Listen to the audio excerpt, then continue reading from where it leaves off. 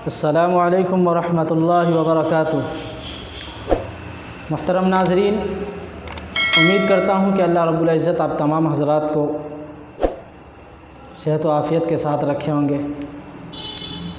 तो आइए आज हम फिर आपके सामने एक और सबक के साथ हाज़िर हुआ हूँ, इस उम्मीद पर कि आज भी आप हमारा साथ देंगे और इंशाअल्लाह सबक को मेहनत से पढ़ेंगे। जो लोग नए हैं उनसे मेरी गुजारिश है कि मेरे चैनल को सब्सक्राइब कर लें ताकि आने वाले तमाम वीडियो सबसे पहले आप तक पहुँचे, और जो लोग वीडियो को शुरू से नहीं देखे हैं वो जाकर पहले वीडियो को देखें ताकि शुरू से आप देखे रहेंगे, आपका बेसिक मजबूत रहेगा तो इंशाअल्लाह आगे भी आपको समझ में आएगी। तो आइए, यहाँ हरकत की बहस हम पढ़ रहे थे, तो ज़बर का बहस मैंने कल पढ़ाया था, आप लोगों ने पढ़ा भी। तो अब यहाँ है ज़ेर। ज़बर ज़ेर पेश को हरकत कहा था, तो ज़बर तो आपने पढ़ लिया। अब है ज़ेर। देखिए ऊपर हेडिंग का है ज़ेर, उसके बाद नीचे उर्दू लिखा होगा कि ज़ेर को भी मारूफ पढ़ा जावे और मजहूल आवाज़ से बचा जाए। ज़ेर की आवाज़ नीचे को जाती है। आपने पढ़ा था कि ज़बर की आवाज़ ऊपर को जाती है, जैसे हमज़ा ज़बर अ। अब देखिए यहाँ कह रहे हैं कि ज़ेर की आवाज़ नीचे को जाती है। हमज़ा ज़ेर ई। अब देखें, गौर कीजिए, तो ज़ेर की आवाज़ नीचे को जाएगी। और ये ज़ेर को मारूफ पढ़ा जावे और मजहूल आवाज़ से बचा जाए, ये क्या है? तो मैं बता दूं कि मारूफ और मजहूल, मारूफ पढ़ा इसलिए जाता है कि मारूफ पढ़ना अफजल है, मजहूल आवाज़ से बचने को इसलिए कहा गया कि मजहूल पढ़ने से माने में भी फ़र्क आ जाता है और कुरान को पढ़ना में मज़ा भी नहीं आएगा, उसके बाद सुनने में भी अच्छा नहीं लगेगा। तो देखिए, हमज़ा ज़ेर ई, बा ज़ेर बी, ता ज़ेर ती, इस तरह पढ़ेंगे। अगर हमज़ा ज़ेर ए, बा ज़ेर बे ये पढ़ेंगे तो क्या हो जाएगा? मजहूल हो जाएगा। अब मजहूल आवाज़ से हमें बचना है, पढ़ना है मारूफ।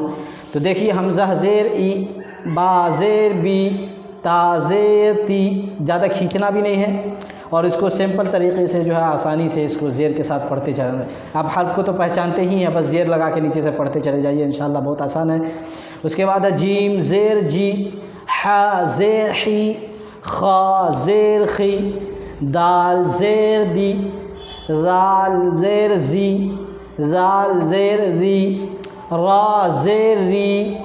उसके बाद ज़ा ज़ेर ज़ी। हर्फ की अदायगी पे भी गौर कीजिए और उसको निकालने की कोशिश कीजिए। एक बार में नहीं निकलेगा, बार बार इसकी प्रैक्टिस करनी होगी, बार बार कोशिश करनी होगी, तब जाकर आपकी हर्फ की अदायगी सही होगी।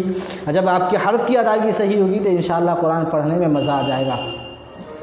देखिए, सीन ज़ेर सी, शीन ज़ेर शी, साद ज़ेर सी, ज़ाद ज़ेर ज़ी, ज़ाद ज़ेर ज़ी, ता ज़ेर ती, ज़ा ज़ेर ज़ी, आइन ज़ेर ई। देखिए आइन ज़ेर ई, हलक से निकालना है।